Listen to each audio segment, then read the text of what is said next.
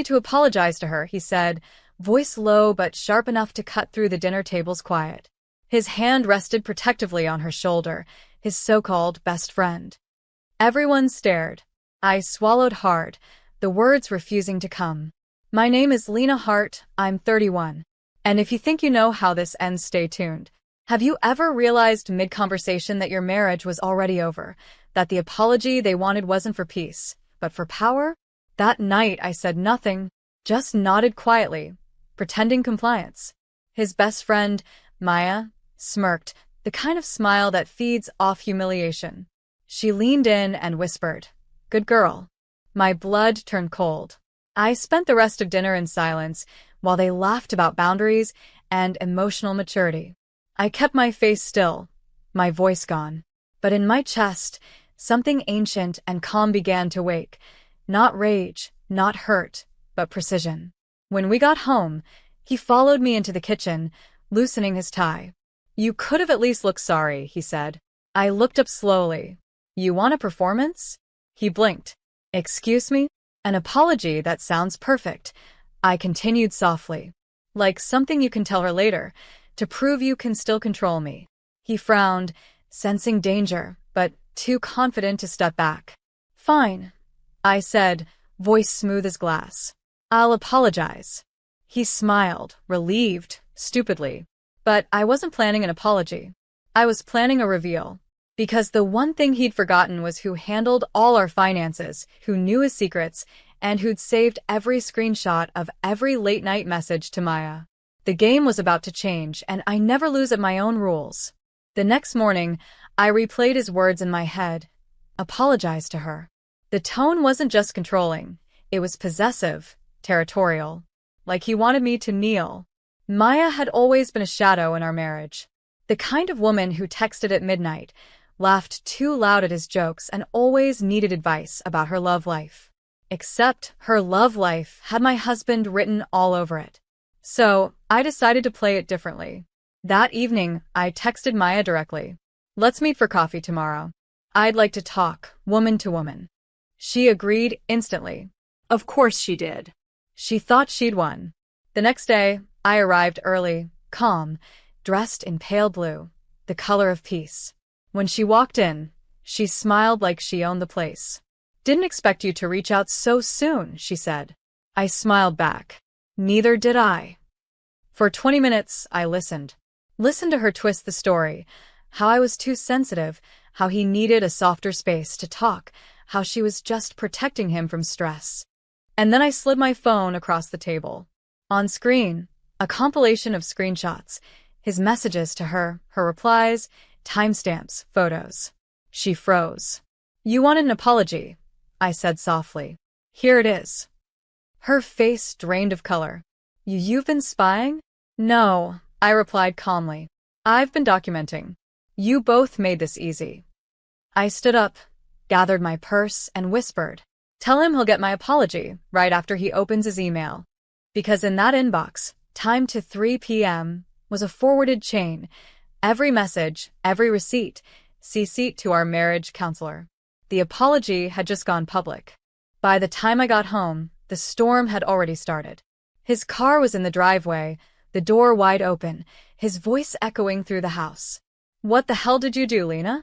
I set my purse down quietly. "I did exactly what you asked. I apologized." He slammed his phone on the counter. "You humiliated me in front of our therapist. You made me look like some kind of cheater." I tilted my head. "You are one." He froze, eyes narrowing. "You've lost your mind." "Maybe," I said calmly. "Or maybe I just stopped pretending not to see what's been in front of me for months." He ran a hand through his hair, pacing. "You can't just ruin my reputation like this." "Funny," I said.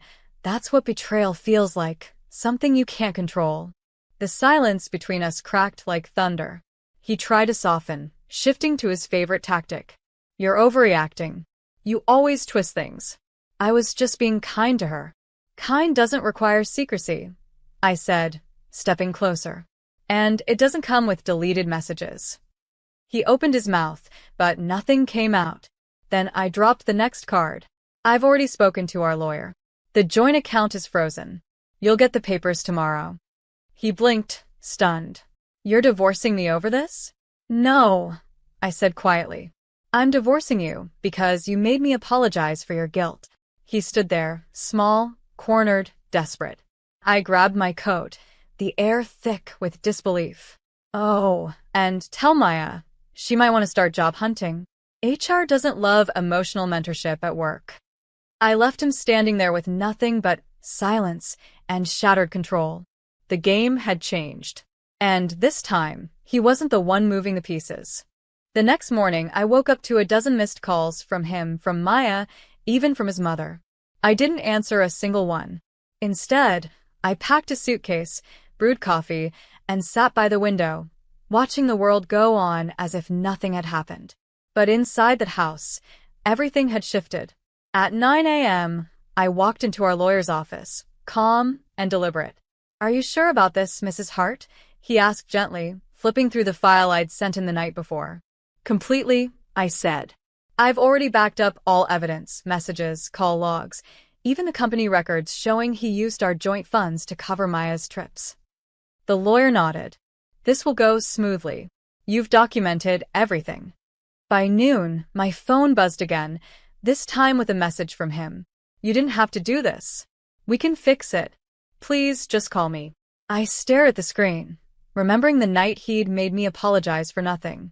The way he'd looked at me, like a trophy that had spoken out of turn. I typed slowly. You taught me how to stay quiet. Now you'll learn what silence really feels like. Then I turned my phone off. That afternoon, Maya's name began trending online, a leaked email thread showing she'd been using company money for travel coaching sessions. I didn't leak it. I didn't have to. The truth has a way of finding daylight once the lies start breaking apart. By evening, the HR department issued a statement. By night, she was suspended. And by morning, my husband was alone. Reputation cracked, career questioned, and marriage dissolving. He wanted me to apologize. Instead, I made him answer for every word he ever said. By the end of the week, his perfect facade had shattered completely. The man who once corrected my tone at dinner was now begging in broken sentences. He showed up at my office lobby, eyes hollow, tie crooked, holding a single white rose, as if symbolism could rewrite history.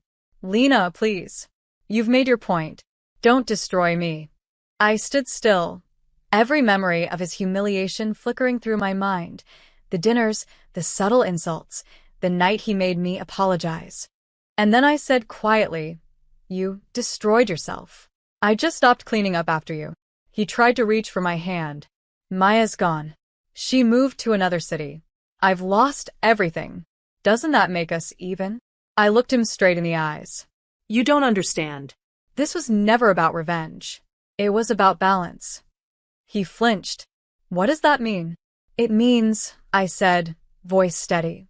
You spent years taking from me my confidence, my peace, my dignity. All I did was take them back. His lip trembled, but I didn't soften. Not this time. Leave, Ethan, I said, stepping aside. There's nothing left for you here. He hesitated for a long moment before finally walking away. As the glass doors closed behind him, I felt an unfamiliar lightness in my chest. Not triumph, not pride, freedom. Later that night, I sat in bed with a cup of tea and opened my laptop. In my inbox was an email from our therapist. Lena, I read your message. Thank you for speaking the truth. Healing begins with honesty. I smiled faintly, closed the screen, and turned off the light. For the first time in years, silence didn't feel like submission. It felt like peace earned. 2 weeks later, the divorce papers were signed. Simple. Clean. No tears, no shouting, just a quiet exchange of pens and finality. When I stepped out of the courthouse, the Florida air felt different. Lighter, almost forgiving. But peace never comes without echoes. That evening, my phone buzzed with a number I didn't recognize. It was Maya. Her voice was brittle, stripped of its old confidence. I lost my job, Lena. My reputation's gone. Are you happy now? I leaned against the railing of my balcony, looking out over the city lights. Happy. I repeated. No. But I'm free. She scoffed. You ruined 2 lives. I smiled faintly. No, Maya. I just stopped protecting them. Silence. Then a whisper, almost human this time. He told me you'd never fight back. I didn't, I said. I just stopped losing. She hung up. Afterward, I poured myself a glass of wine and opened a folder on my laptop. Final documents. Inside were screenshots, bank statements, messages, timestamps. The full digital trail of their deceit. I didn't need them anymore. I hovered over the folder and clicked delete. Because some evidence isn't for revenge. It's for closure.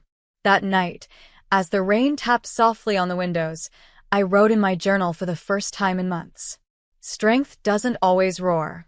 Sometimes, it signs papers, closes doors, and never looks back. I wasn't the woman who begged to be understood anymore. I was the woman who learned to walk away with quiet power. And for the first time since I met him, I realized something profound. I didn't lose a husband. I just shed a cage. 3 months passed, and peace became my new rhythm. My mornings started with quiet, just coffee, sunlight, and the gentle sound of life moving forward. No yelling, no walking on eggshells. Just stillness. But one morning a letter arrived. Not an email. Not a message. A real handwritten envelope, the kind people send when they have nothing left but words. It was from Ethan. I'm in therapy. I finally see what I did to you. I don't expect forgiveness, but I hope you're happy now. I read it twice, then folded it carefully and placed it in a drawer, next to my old wedding ring. Not out of nostalgia. Out of closure.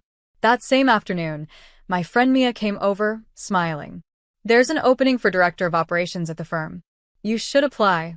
You'd be perfect. I laughed softly. You think so? She nodded. You survived a marriage built on gaslight and silence. You can survive a boardroom. I applied that night, half expecting rejection. A week later, I got the call.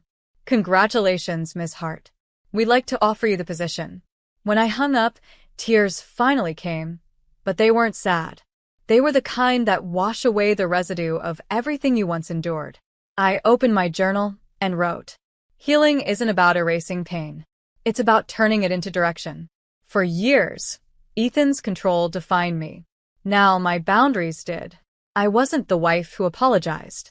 I wasn't the woman who kept quiet. I was Lena Hart, unbroken, unstoppable, and finally free. The apology he demanded became the turning point I never saw coming. And the silence he mocked became my greatest weapon. A year later, I stood in front of a room full of women, strong, quiet, brave, as I spoke at a local empowerment conference. The banner behind me read, Rebuilding After Betrayal. I smiled, steady and sure. Sometimes the apology they demand, I said, is just their way of keeping control. But the moment you stop explaining yourself, that's the moment you start living. The audience was silent, listening, breathing the same truth I'd once been too afraid to speak. After my talk, a young woman approached me, clutching a notebook. I saw your article about setting boundaries, she said softly. It helped me leave a toxic relationship. Thank you. I held her hand and whispered, you did that yourself. That night, I drove home with the windows down, the city lights passing like memories I no longer needed to keep. My apartment was warm, filled with small reminders of my new life, flowers for my team, the framed photo of me at my first company award, and a single candle burning quietly on the table. I poured tea, opened my journal one last time, and wrote, peace isn't the absence of pain. It's the choice to stop returning to it. Then I took out the last thing that connected me to Ethan, the letter he'd sent months ago, and fed it to the flame. The paper curled, blackened, and vanished, taking every remnant of apology, guilt, and regret with it. The fire flickered softly, reflected in the window like a heartbeat finally settling. I wasn't the woman who needed his validation anymore. I was the woman who found her own. And that was the only closure I ever needed.